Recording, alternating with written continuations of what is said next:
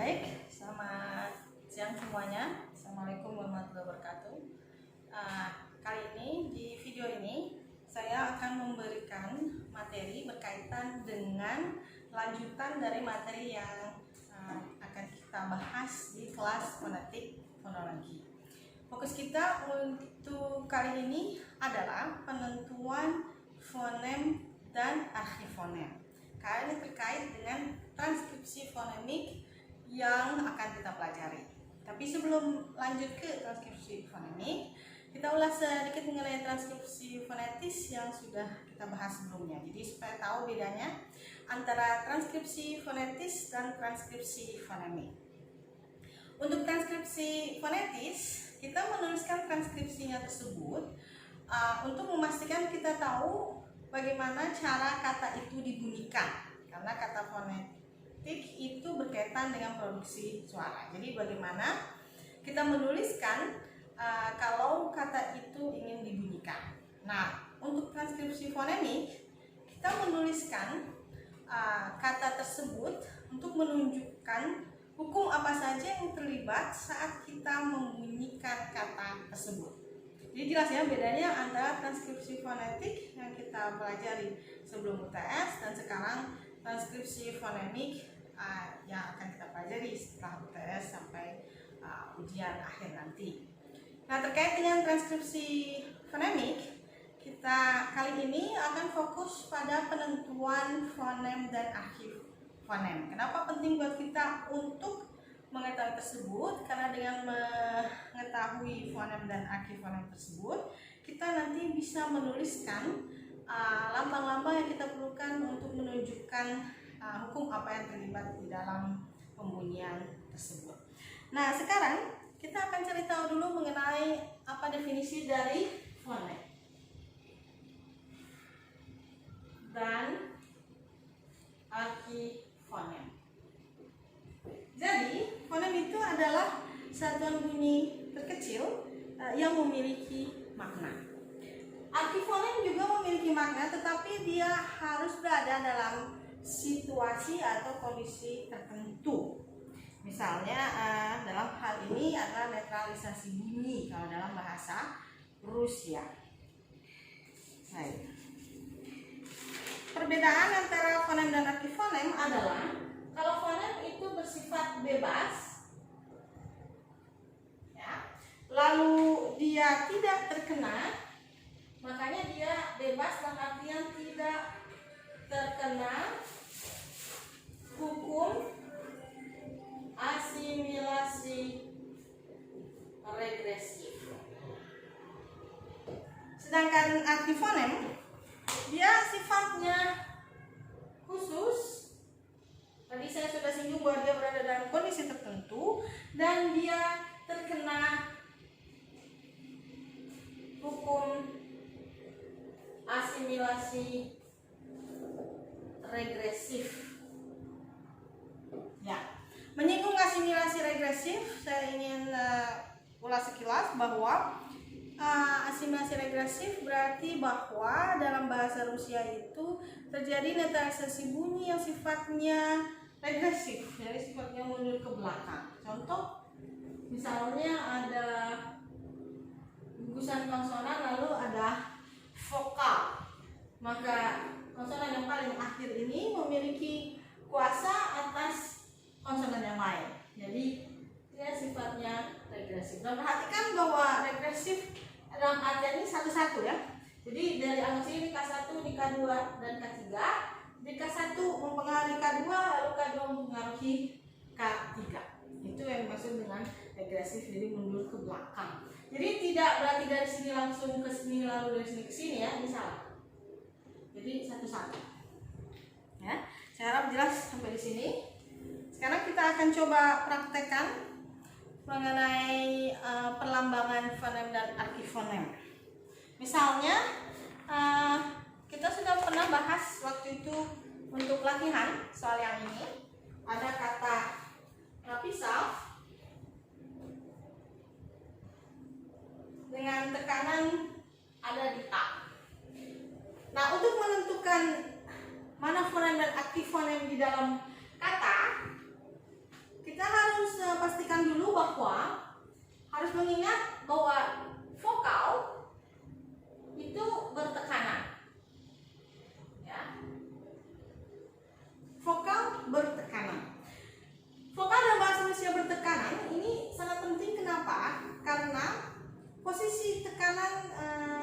dalam satu kata pada vokal tersebut akan sangat mempengaruhi arti dari kata tersebut. Itulah sebabnya vokal yang bertekanan dianggap fonem. Contohnya misalnya ada dua kata yang tertulis sama, MUKA, MUKA. Yang satunya tekanannya di vokal yang pertama U, dan yang satu lagi tekanannya di A. Vokal yang kedua yaitu A. Sama-sama tulisan MUKA, tapi yang satu dibaca muka dan satunya muka. Itu akan sangat mempengaruhi artinya. Jadi yang satu artinya tepung, yang satu artinya pendidikan. Itu berarti sangat penting sekali posisi vokal yang bertekanan. Makanya dia langsung adalah fonem di situ ya. Jadi kalau kita lihat pertama urutan kegiatan untuk menentukan mana fonem mana antifonem, kita lihat dulu pertama adalah vokal. Coba kita lihat adalah vokal. Kita cari dulu mana vokal yang bertekanan. Kalau vokal bertekanan berarti dia adalah fonem. Ya, sedangkan yang tidak bertekanan ini adalah archifonem. Ya. Yang kedua adalah untuk konsonan. Kalau misalnya dia berada persis di sebelah vokal, ya, maka dia adalah fonem. Contohnya misalnya di situ adalah V misalnya ya.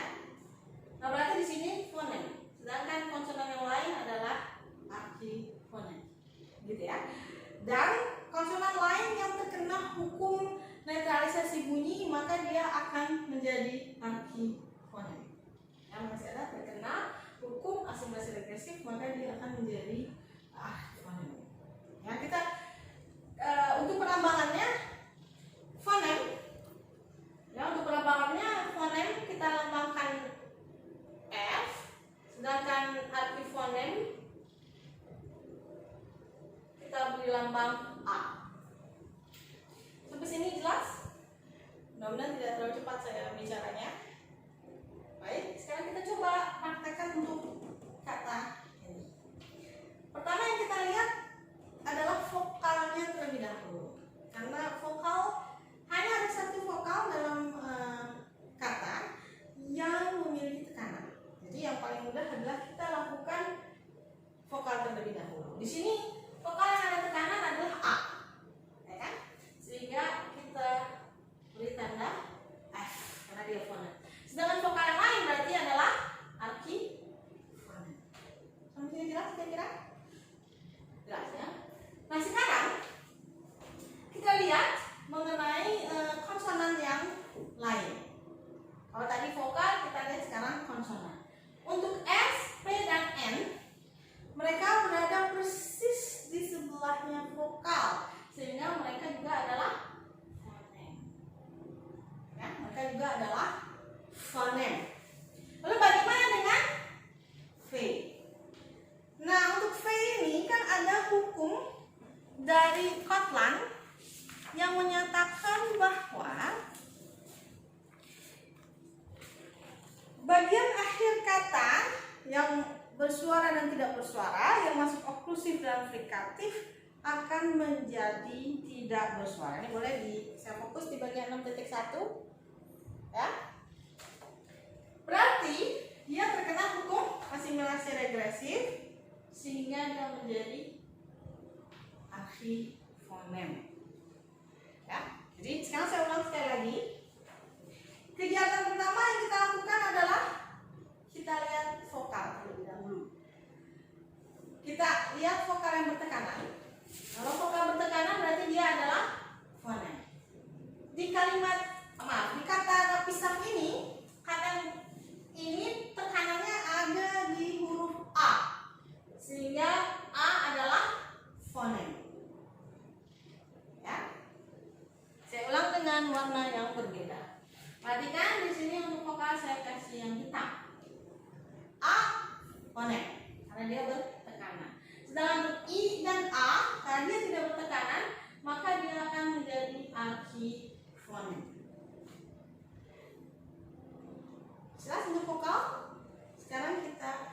konsonan.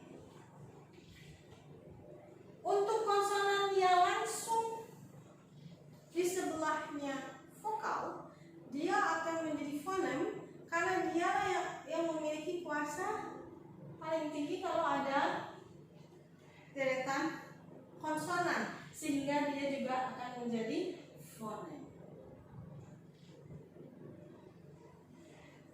Sedangkan untuk konsonan yang terakhir ini, dia V bunyinya, dia adalah bersuara, sehingga dia terkena hukum netralisasi bunyi bersuara tidak bersuara. Di 6.1 Kotlin disebutkan bahwa bagian akhir dari kata yang masuk dalam oklusif dan frikatif, jadi dia mau bersuara atau tidak bersuara, kalau dia ditaruh di atau terletak atau berada di bagian akhir, maka dia akan menjadi tidak bersuara. Sehingga karena ada hukum asimilasi, dia menjadi archifonem. Sampai sini ada yang masih belum jelas, nanti bisa ditanyakan di bagian komen atau nanti tulis di WA group ya. Sekarang kita coba latihan satu contoh kata lagi, yaitu kata kuartal.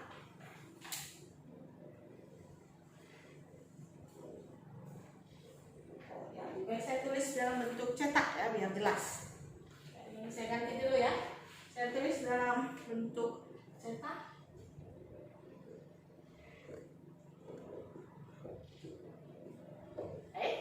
Tekanannya itu ada di A yang kedua. Saya akan gunakan dua warna untuk vokal dan konsonan.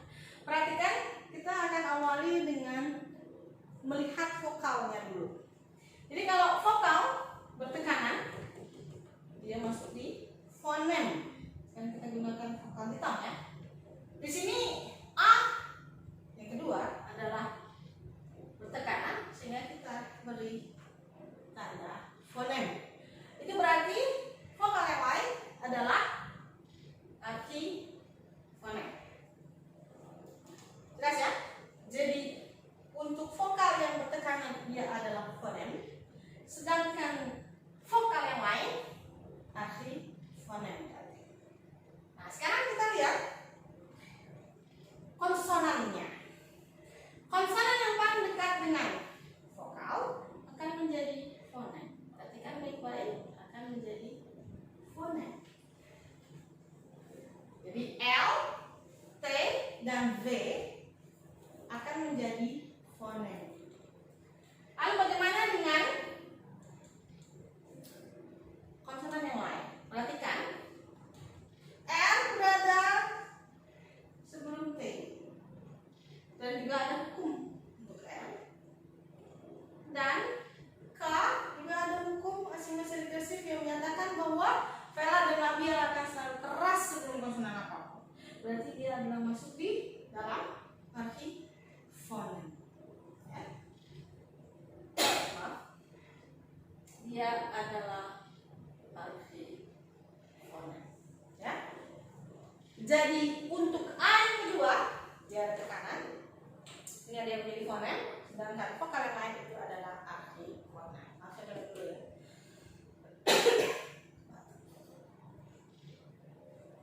Baik. Jadi sekali lagi, vokal yang ada tekanan fonem, vokal yang lain berarti adalah archifonem. Sedangkan untuk konsonan, konsonan yang paling dekat dengan vokal adalah fonem, yaitu L, T, dan V. Sedangkan untuk konsonan lain yang ditulis sebelum konsonan T dan V ini, dia masuk kategori archifonem. Ya, ini ada dua contoh. Sekarang saya akan beri satu contoh lagi, tapi kali ini warnanya adalah untuk semua fonem itu akan menjadi biru, untuk semua archifonem menjadi hitam. Ya, ayo saya tulis kata yang ketiga. Ini saya ambil kata ska-ska.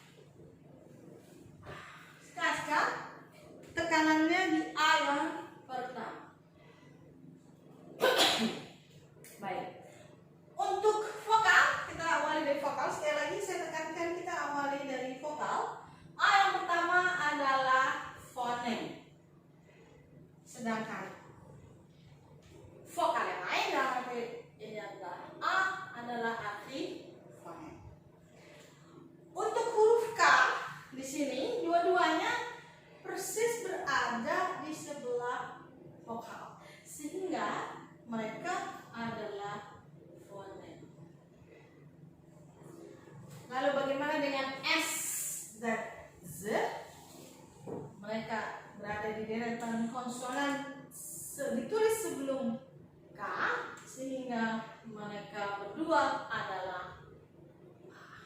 Tambah lagi, ada hukum asimetri agresif yang terlibat, yaitu bahwa di sini nanti akan terjadi Z atau Z sebagai bunyi bersuara akan dipengaruhi oleh K yang tidak bersuara, sehingga nanti akan mengubah Z menjadi bunyi S. Jadi untuk video ini kita akan konsentrasi atau fokus pada penentuan fonem dan arti fonem dulu. Jadi kita belum ke transkripsi fonemik, tapi kita lakukan tahap pertama dulu, yaitu untuk bisa menentukan mana fonem dan arti fonem sebelum kita nanti masuk ke transkripsi fonemik. Demikian informasi mengenai penentuan fonem dan arti fonem. Saya harap ini cukup jelas, tapi kalau kurang jelas nanti Anda bisa bertanya melalui komen di bawah, atau Anda bisa tanyakan di WhatsApp grup kelas kita ya. Terima kasih dan selamat belajar dan selamat mencoba. Nanti akan saya berikan soal-soalnya. Anda juga bisa berlatih dengan soal yang pernah kita buat waktu itu ya, sebagai quiz. Anda bisa berlatih dulu sebelum nanti saya akan kirimkan latihan kata-kata yang perlu Anda tunjukkan mana fonem, mana arti fonemnya. Terima kasih, sampai ketemu di video berikutnya.